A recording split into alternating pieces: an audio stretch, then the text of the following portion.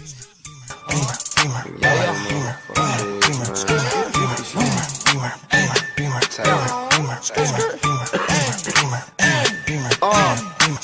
kush, so I got no stress. Stuntin', it ain't no contest. Diamonds all in my Rolex, cause I go hard like P90X. See you dudes copy your moves. Alright, it's a big one today. The age-old question, since the dawn of mankind, humans have asked themselves, should I go to art school?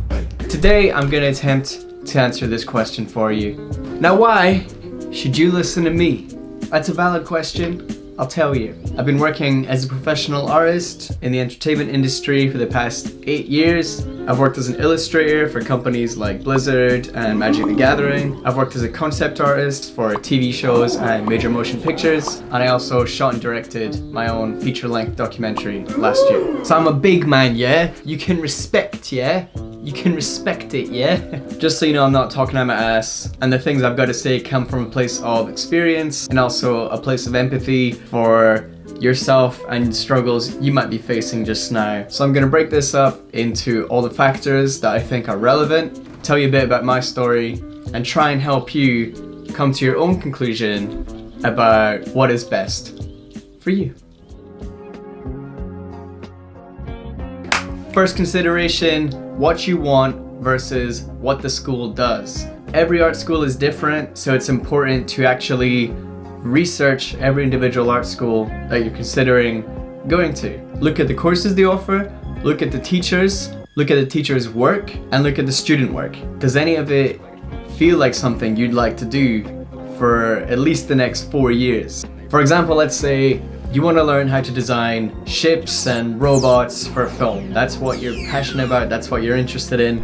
If you go to an art school where everyone's tying rope around bees hanging off the ceiling, I think you're just going to get frustrated at that school with their program and not really learn much about what you're actually interested in. And vice versa, if you're all into tying up bees and you go to a technical design school, you're going to be in the same situation where you're just as frustrated as this guy at this school. Which brings me on to the different types of schools.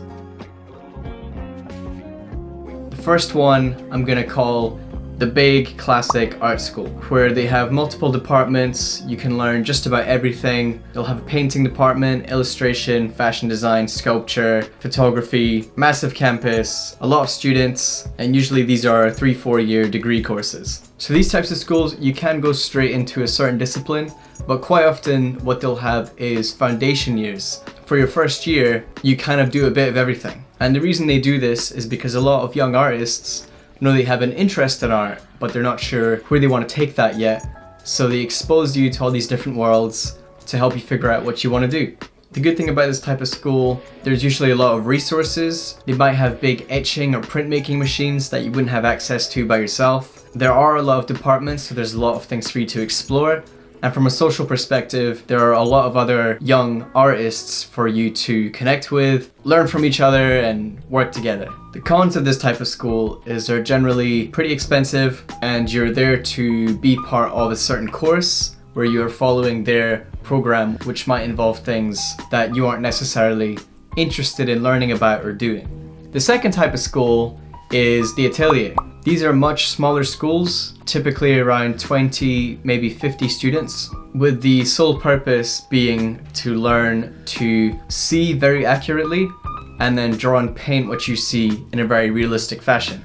There are ateliers all around the world. Each has their own variations on how they teach these methods, but it's all based upon the same philosophies and teachings. There's a step-by-step program that you follow, going from doing bark studies in pencil, starting to work from life, starting to work in charcoal, then starting to work with a limited palette in oils, and then full palette in oils, if you make your way through the entire program. This type of school makes sense if you have a more focused idea about what it is you want to do with your work, and if it involves a very good understanding of the fundamentals of how light works, of how your eye works, and putting something realistic down on paper. For example, Miles Johnston, who I interviewed in PEAN'S episode 1, he attended the Swedish Academy of Realist Art. His work is very surreal, but he is able to manifest them in a very realistic manner because of the things that he was taught during his time at the atelier. This type of school is much more niche, it's much more specialized, and generally they are a fraction of the cost of traditional art schools.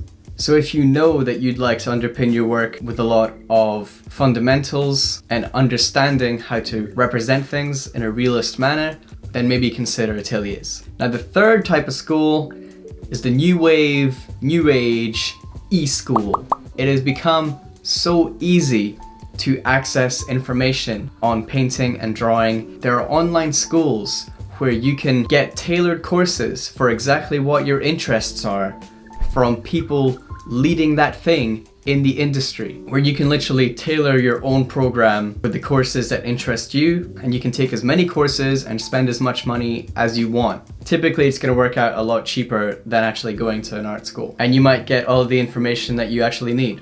This is something more for someone who's okay spending more time by themselves and who really just wants to learn and get to choose how they spend their time and who they learn from. Now the fourth option is what I did, is just the raw and dirty do-it-yourself option, which is just scouring the internet for videos, books, any kind of resource about the things I was interested in, whether it was anatomy, light, color, environment painting, portrait painting, design philosophies, just getting my hands on it, learning about it, and practicing and just trying and failing over and over and over, finding people online that were much better than me, studying their work, occasionally harassing them for advice, and if I was lucky they'd get back to me, and I would try my absolute best to work on what they said, and I wouldn't come back to them unless I really had something to show in terms of progress and new questions. For me, this is just making your own course, making your own school at the lowest price and targeting everything that you do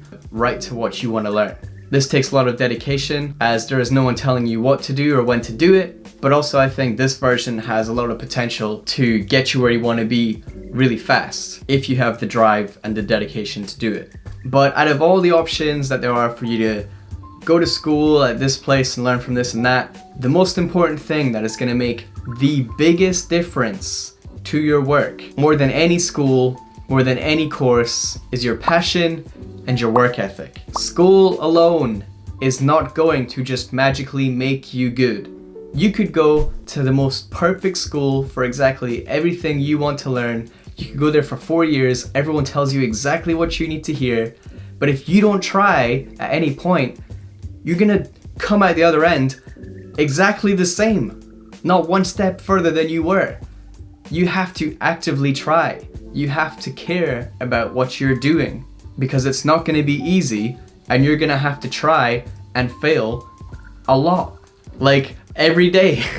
So for that reason, it's so important that you find something that you really care about and give it everything. That alone is gonna decide how well you do, much more than what school you do or don't go to. Now this leads me on to a little bit about my story with art schools and whatnot, and how I got to where I am now.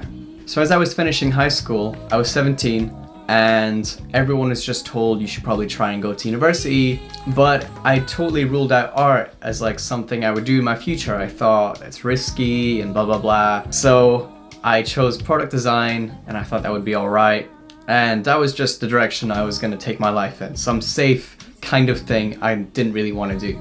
So I go to this course, I have to get a bus into the city, and it was about an hour each way. I would find myself drawing on the bus to and from the course I was doing. And while I was in class, I really did not care about everything they were talking about, and I was just drawing. And that was a pretty massive sign that I was on the wrong course. Now literally around the same time I started this course, I found a website called conceptart.org. This website is where all the artists in the entertainment industry and people that wanted to be part of that world all congregated. And there was a section on the site called sketchbooks, where you could literally post like a diary of your work and your progress. And there were a couple people that had been keeping these sketchbooks for years and years and years. And you could see their work go from beginner work to and literally every single painting, every single study that they'd done to get there, along with them writing about their struggles, what they were learning, it was all laid out. And seeing this literally opened a little box in my brain that told me this is actually possible. If I did this, I could make art my life. So this was playing in my head at the same time that I was at this course and not enjoying it. About 2 weeks in, I just realized, this is bananas. Why am I doing this course that I don't want to do, spending my time doing this thing that I do want to do, but not really doing it? So I decided, I'm leaving this course and I'm gonna be an artist.